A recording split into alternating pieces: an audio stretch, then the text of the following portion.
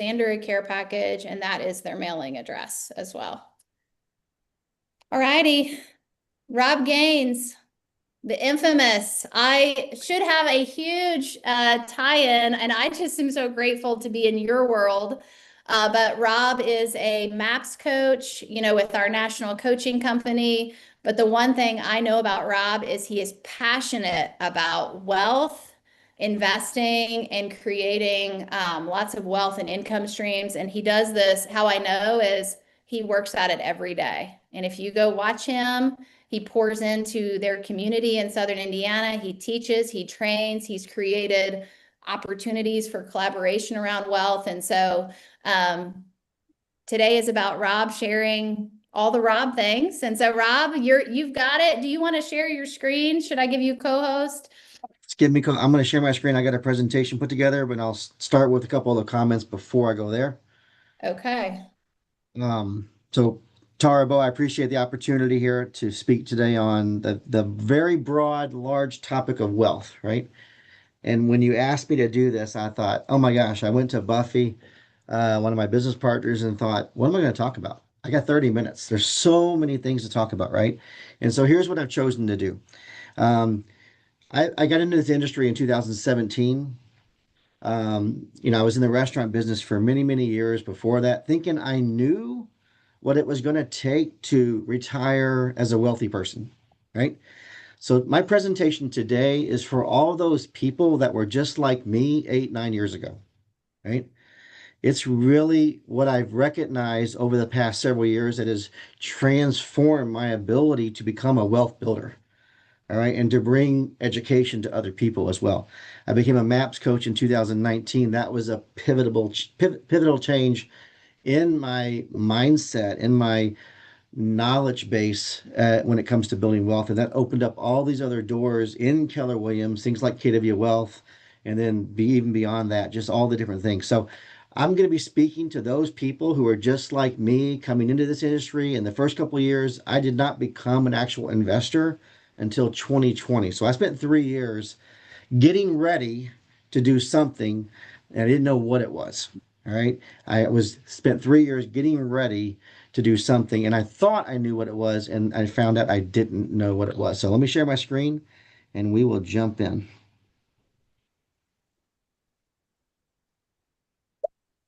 All right. So first of all, so how the wealthy think about money and about wealth is completely different than how an average person thinks about building wealth. So we're going to focus today on mindset and how the wealthy think and how different it is from how the average person thinks, which is what I was looking back 7, 8, 9 years ago, right? So we're going to unlock some of the mindsets that create actual freedom when it comes to wealth. And I know that wealth can have a lot of different definitions depending on who you are. And specifically, though, I'm talking about the wealth that money creates in terms of freedom of time and freedom of choice. That's what we're going to focus on today. All right. So let me shrink this up over here on my screen. So we've got why mindset matters. Why mindset matters. So your money mindset determines your financial trajectory, right? It's not how much money you make. There's lots of people that make lots of money and they're not wealthy because they make lots of money. They're also really good at spending lots of money. Making lots of money does not make you wealthy. Selling 10 more homes this year is not going to make you wealthy. All right. Your mindset will determine your financial trajectory towards wealth. So most people focus on what to do with money, but the wealthy focus on how to think about money. They're going to understand the rules about money but first before they dive in. So let's explore 7 different mindsets that separate the wealthy from an average person, which is again what I was when I first got into this business. And Keller Williams has truly transformed my life through how I think. All right, so one of the books that was introduced to me a long time ago was this book by Robert Kiyosaki. Now you've heard of the book, maybe Rich Dad Poor Dad. Robert Kiyosaki's first book. This is my favorite book by Robert Kiyosaki called The Cash Flow Quadrant. All right, and I've talked about this many times. Gary, if I do in Quantum Leap, I actually bring this into the conversation of Quantum Leap because I think this is, again, a conversation with ourselves. We don't know until we know the difference here. So the four quadrants that are in the cash flow quadrant, they're employee, self-employed, business owner, and investor. All right, now be aware that I spent 29 years of my working life in the restaurant business as an employee, right? So does 95% of everyone else out there. They're an employee. They work for someone else. They work for a business. They work for a salary, an hourly wage. They work. They trade their time for a paycheck, right? The work they do determines their income. That's an employee mindset. Nothing wrong with that. We need those people in our world, and there's nothing wrong with that. That, however, is different from wealthy mindset. Self-employed. Anyone on this call today that's a real estate salesperson, a real estate agent, guess what? You're self-employed, right? You work for yourself. And you also work, you trade time for money. The amount of active work, the amount of things you do in terms of real estate sales determines your income. You're self-employed. You are similar to an employee in that you are trading time for work. You're trading time, your work for money. You live on the left side of the quadrant, right? That's the wealthy side live on the right side of the quadrant. All right. The wealthy side is the business owner or the investor. A business owner, their income does not depend on their active work. Now, don't get me wrong. If you're a business owner, you own a real estate team, you own a real estate business, you're still going to work and you're still going to produce income. And yet you also have other people, leverage employees that are earning you income as well. You become a business owner, right? Now you're starting to think about how the wealthy think about money and about wealth is building wealth through other people, right? And then the investor, all right? The wealthy truly, they're driving to live in the bottom right quadrant, all right? They want to become investors, which means your income does not depend on active work. In fact, your income depends on how much money your money can make for you, all right? It's what you do with your money here that matters, right? So that's the cash flow quadrant in a nutshell. Again, there's an entire book from Robert Kiyosaki written on this. It's a great book. If you haven't read it, I do recommend it. Yet, this is a very quick snapshot of what this means, right? Of the cash flow quadrant. So, next, let's talk about how Gary Keller thinks about money, all right, and about wealth, all right? Many of you have probably have seen this slide before, the path of money. Gary drew this out a couple of years ago. I like this because I can speak to this just to about anybody, no matter where you're at on your journey of building wealth, or just where you are on your journey of selling real estate, right? So there's two types of capital. There's human capital and there's capital assets, and those are you work for money or money works for you, right? Both of those create cash flow, right?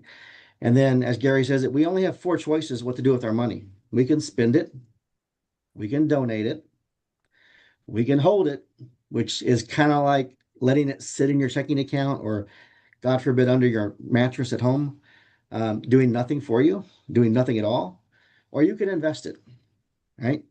Now, most people know how to spend it. Maybe not well, but they can spend it. They know what it means to donate it. They know what it means to hold it. They're not sure. They think they know what it means to invest it, right? And this is where it becomes different between average people and wealthy people in terms of mindset. To invest it, there are two basic choices, right? You can lend it or you can own it, right? Now, lend it here has a different connotation than what you may be thinking. So you can lend it or you can own it. And there's two basic positions for lending and owning. There's passive and there's active. The examples on passive would be lending it is like giving it to a bank. You're going to put it in a CD, a money market account.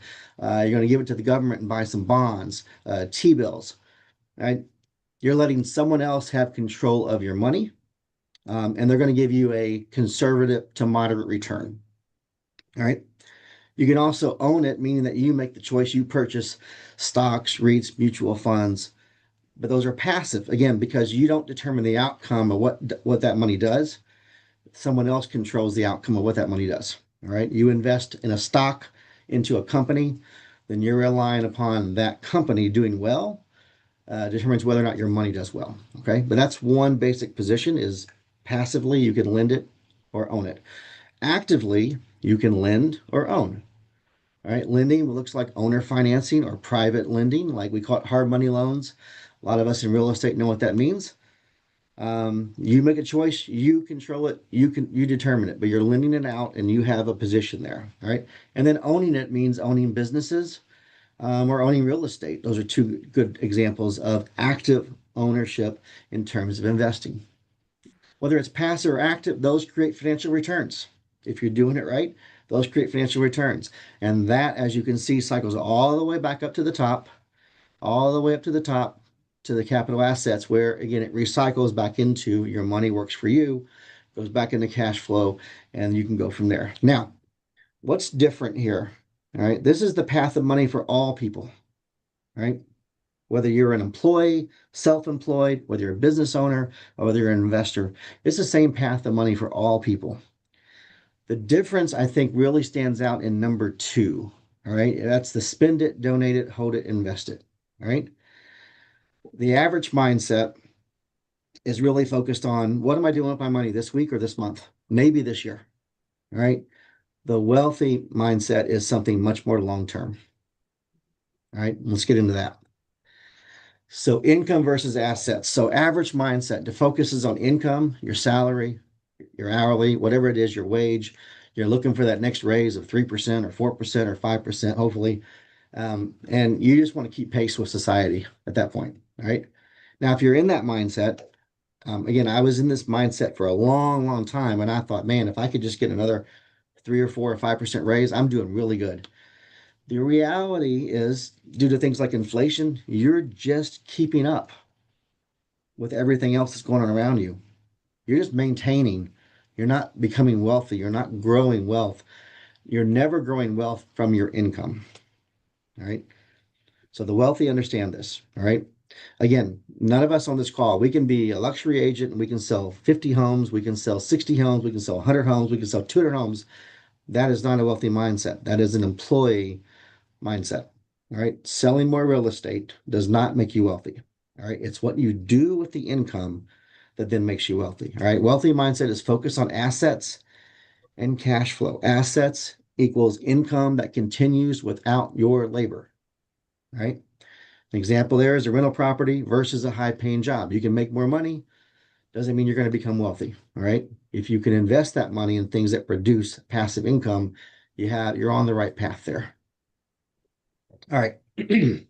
Time perspective. So average mindset, again, short term, how much do I have this month coming in? How much do I have going out? All right. And then the long-term mindset, which is the wealthy mindset, is how do I build something that pays forever? How do I acquire an asset that will pay me for the next 10, 20, 30, 40 years, or even beyond? A legacy asset that you can pass on to your children and your grandchildren. All right. That's a wealthy mindset. Right. An average mindset is trying to figure out how to get to retirement. A wealthy mindset is trying to figure out how to build an asset that's going to pay their grandkids. Okay. So, systems thinking versus paycheck thinking. All right. Building wealth is about having the right systems. Right. Paycheck thinking is just how much money do I have to spend this month? Right. And then there's the Antone principle, which is George Antone. We'll talk about him later. You decouple time from money. Right. Is that the asset can live forever. All right. Control and leverage. So the average mindset is seeking safety and they give control to others. Right. This is the trap. Okay. We're actually taught this kind of growing up, right? We're taught to trust banks, insurance companies. We can give them our money and they're going to do good stuff for us, right? And I'm not knocking on any banks. I'm not knocking on insurance companies. Please understand this. But the more we understand how banks actually work, and the more that we recognize that we can actually become our own bank, that's a wealthy mindset. Okay. If we're giving our money to banks to take care of it and to control it for us, we're giving basically what they want to become wealthy, and we're going to stay average. Okay. A wealthy mindset seeks control. They seek leverage. They understand that it's their control that will make them wealthy. They have to understand the system. That's a different conversation, not for today. Um, they use other people's money, time, and systems. Control equals confidence and scalability. All right.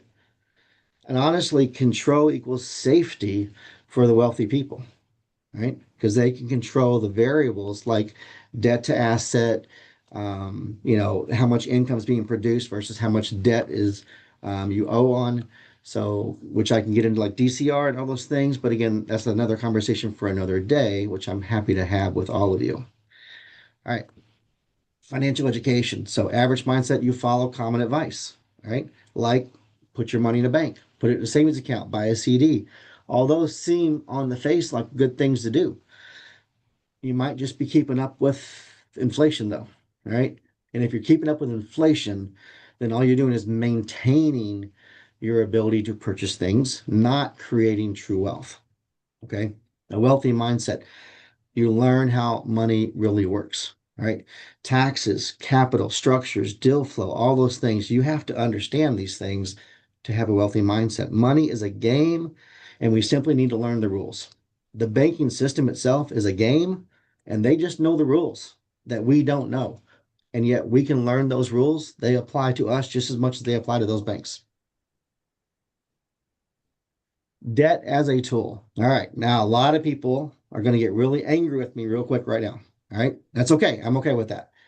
The average mindset is all debt is bad. All right. If you're a follower of Dave Ramsey, he teaches a lot of good things, but he also doesn't teach you how to build wealth. He teaches you how to get out of debt. That's two different things, right? Teaching you how to get out of debt is good if you're not good at managing your money. And then what do you do once you figure that out? You need to learn how to become wealthy. Dave Ramsey doesn't teach you how to become wealthy, he teaches you how to get out of debt. Okay.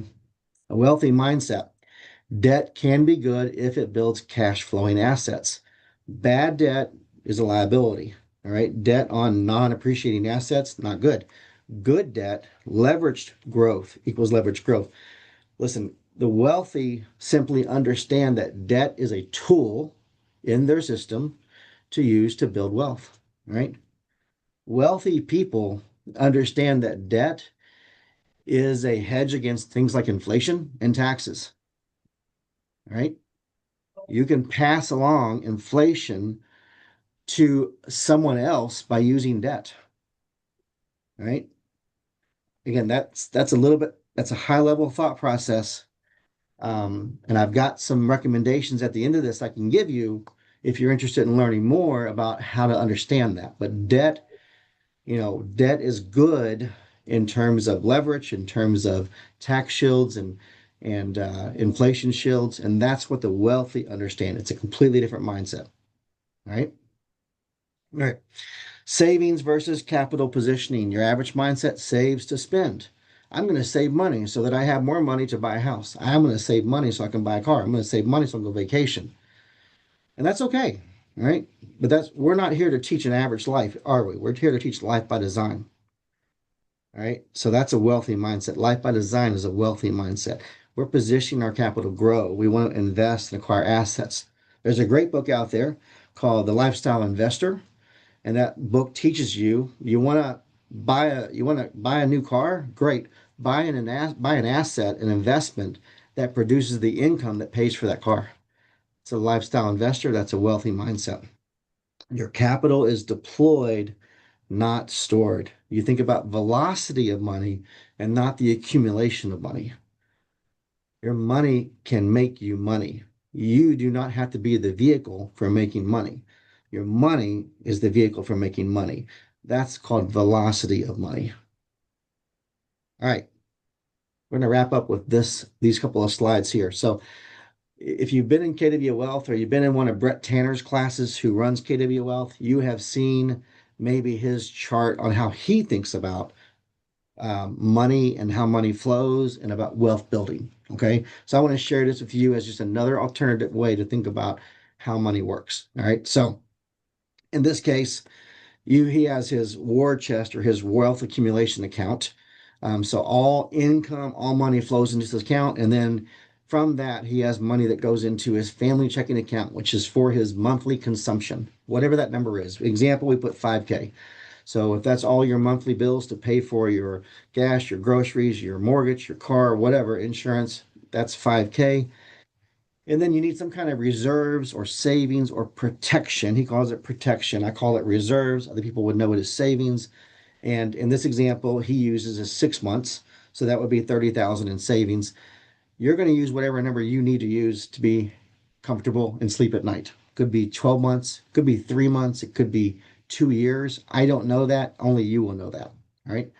But that's the way he thinks about it. All right. So once we have acquired the money coming in to pay for our family checking, and once we've acquired the money coming in to pay for our savings, our protection, our reserves, then what happens next? All right. So the way he thinks about it is anything else left over is going to go towards investments, such as real estate, flips, businesses, notes, which if you don't know what notes are in this case, that's like owning someone's mortgage. So you own the mortgage on their house and they're going to pay you to keep their house instead of someone else. You can buy notes. And then there's lots of other things there which we can't get into today, where you can invest your money. So that would be like stocks and bonds and mutual funds and other things, ETFs, for example. All right. So the next step would be for him to leverage all of those assets that he's created through real estate, through notes, anything else using margin, um, off of other investments like on ETFs, for example, and those create lines of credit, LLCs, right? And that's again additional leverage. We also call it debt that is going to produce income that goes back into the war chest. Again, some of that money goes into family checking. You've already got your reserves, and the rest of it is positioned to go into other investments. All right, more assets. And then don't forget about Uncle Sam, though, your taxes. Now, a lot of what the investments that like Brett Tanner is using, like in real estate, for example, there's a lot of tax shields. All right, and using debt and lines of credit, there's a lot of tax shields there as well. That's going to lower that tax rate. His tax rate runs pretty high because he's a high net worth individual and he has a lot of income coming in through this process he's built over a period of about 15 years. All right. Again, I had like 25 minutes today, so it goes really fast. I want it to speak to all of you who are just like me 8, 9 years ago. Shift your mindset. That's where it is, folks. You got to shift your mindset and you can shift your quadrant, right? You got to move from the left side of the quadrant to the right side of the quadrant. That's a wealthy mindset. You got to learn the rules. You got to build a system and you got to figure out how to let your money work for you. If you want to know the next steps, that's my cell phone number right there, guys. 812-704-8299. Text me and I'm going to share with you 2 books that I truly believe will transform your mindset into the next level of building wealth. 2 books, but you got to text me, okay? That's all I got. So good. So I'll turn it back over to you. Yeah. Anybody have, I know we're kind of coming up on the hour, but does anybody have an aha or a question for Rob? I think we could have time for 1 or 2 people. Anybody wants to share? It's a lot. I do like the piece, Rob, where you talked about debt as a tool, right? I think a lot of times that mindset of debt is bad as we get introduced to things maybe coming out of college or in college of like revolving debt, right? We're not talking about revolving debt. We're talking about taking on debt to acquire an asset that at some level is going to cash flow, which means I'm going to make money above and beyond whatever my debt service is on that money, right? Yes. And you know, as real estate agents, it's twofold, right? We're paying someone else is paying our rental payment. They're paying down the principal, and the property's appreciating, and there's some tax benefits there as well. So yeah, Sherry's got a great point there. Our homes are not an asset.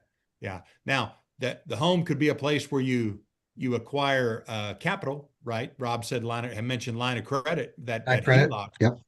Yeah. I bought rental property with a home equity line of credit to buy it, to get it, and then turn around and refinance it, pay off my line of credit, and utilizing my home's equity without actually selling it, right? So there's Home is not an asset, but the equity certainly is. yeah, that's right. The equity is Right. in it. Yeah, exactly. Yep. Yep. Yeah. Sherry Frazier, Wealth ALC Chair. I see her down there. losing Oh. her mind, very Yeah. excited. Yeah. So Buffy and I, for the last 2 years, have taught a class. It's a 12-week class called Foundations of Wealth. It's local in Southern Indiana, but it's also on Zoom this year. Our next class is actually today from 1:30 to 3 p.m. If you want information on that, you can also text me, and I'll make sure Buffy connects with you and get you that information. So it's a 12-week course from the very beginning, talking about the very basics of mindset, budgeting tools, different things, all the way through all the different types of investments that you might want to move into, right? Whether it's flips, short-term rentals, midterm rentals, businesses, self-storage, stocks, bonds, portfolios, things like that. We cover all of it in 12 weeks. Rob, I got one question. I don't know if anybody out might be thinking. So I'm a real estate agent, right? I'm selling, I'm doing some stuff, I'm making some deals, making a little commission. What do you say to that person that's going, I don't have any money, right? I don't Yeah. have any money to invest. I don't have I'm taking care of my bills, but I don't have any liquidity. Rob, what can I do? I love it. I love it. All right. So the biggest objection that people will face to get started is this fear that they don't have any money. All right. What I'm telling you today is that you don't need money knowledge. All right. You need to know the rules of money. All right. And that's why it's one of the reasons why I had a coach from the very beginning when I got into real estate. All right. Because they knew the rules that I didn't know, and they were willing to help me learn the rules. Shift your mindset, and then it's all game on from that point on. So Okay. it's never about the money, it's about the mindset. Absolutely. And it's the mindset is, you know what? There's a deal out there today, right? You Yeah. find somebody told me long ago, I don't even, it might have been in a mastermind with Gary where he's like, you find a great deal, the money always shows up. The money always shows up 100%, Always Bo. shows That's up. right. Problem's not the Yeah. money. The problem is finding that deal, right? That's right. Yeah. Love that. So good. Okay. All right. I'm gonna wrap. You guys, if you haven't, shoot Rob a text for the 2 books. I'm getting lots of Yeah. text, so good deal. Good. Good deal. Get the text, get the books, get the training.